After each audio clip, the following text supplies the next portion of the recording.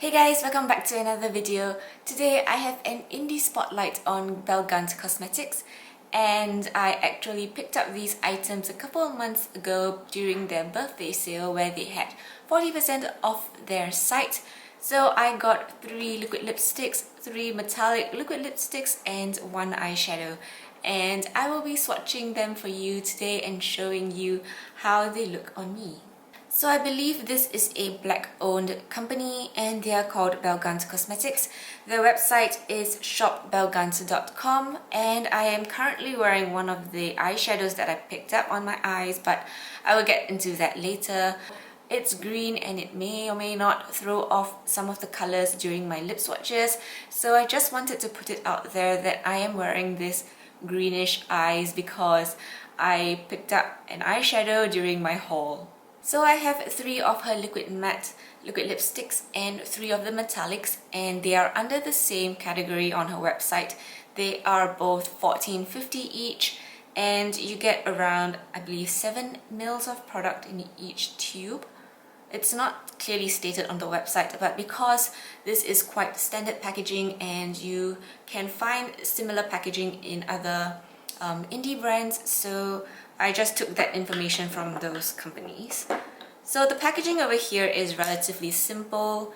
For this tube, she has glued on some jeweled ribbons to make it look cuter, and on both tubes she has her company name in a sticker form over here on the tubes. And at the bottom you do get labels of the shade names, so that is really good. There are no ingredients list attached to the items that I received, but you can find them on her website under each of the item listings. All of their products are vegan except for their new rose and gold highlighter, which contains traces of carmine, and they are cruelty free. So the items I did pick up are vegan and cruelty free. And so now we will start with lip swatching them so that you can see how these colors that I picked up look like, and I will get on to the review of the liquid lipsticks after my swatches.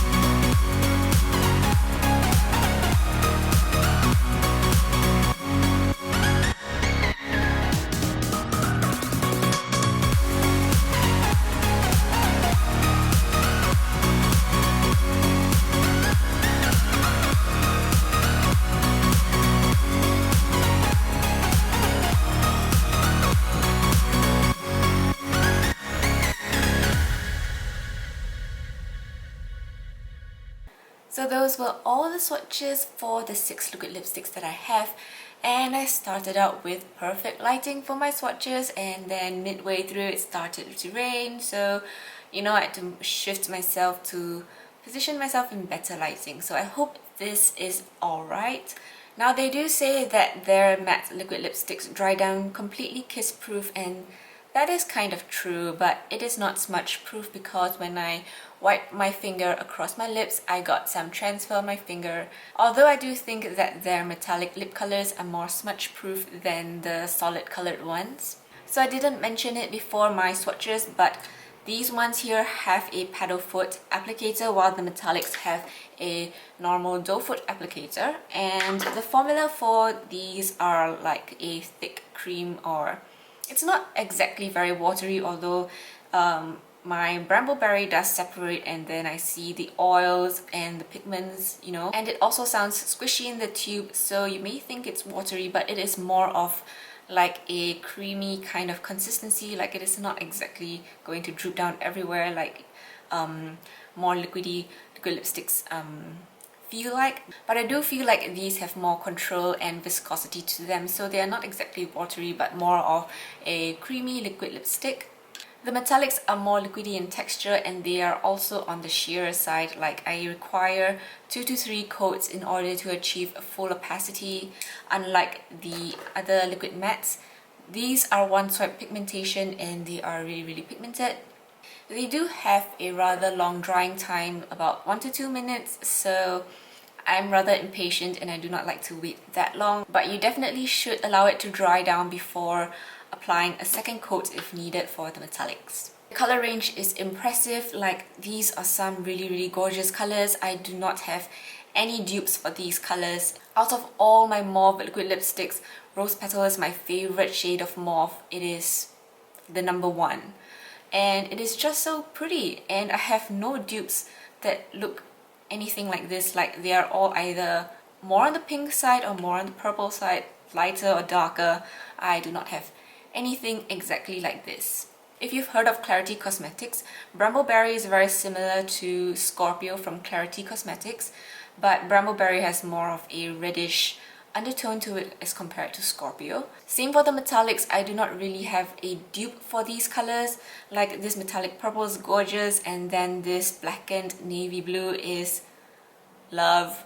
It's so hard to find unique colors like this, so I am living for this color. These are really comfortable to wear. They are hardly drying at all.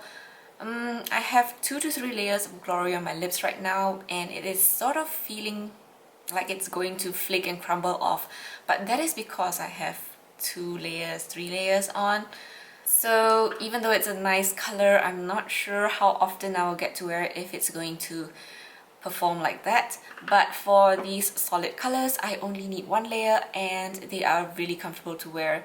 They are hardly drying, and I wore Brambleberry out for dinner. I had fish and chips, which, you know, is quite oily, but I was trying to eat as carefully as possible, and the only part that really wore away was in the inner center of my mouth, so it held up really well. Overall, I would recommend these for their unique colors, but I do wish that these indie brands would have more swatch pictures on their website. It's not that hard to like even swatch it on your arm and get your friends to swatch it on their arms for different skin tones, or, you know, just swatch it on a piece of paper so that we can see the true colors of these liquid lipsticks. They are more of a medium price range liquid lipstick, so I would definitely recommend waiting for a sale before getting any of these instead of getting them at original price. At the time when I bought these, there weren't as many colors as they do right now. I believe they launched 6 new colors or 4 new colors, and they look really nice.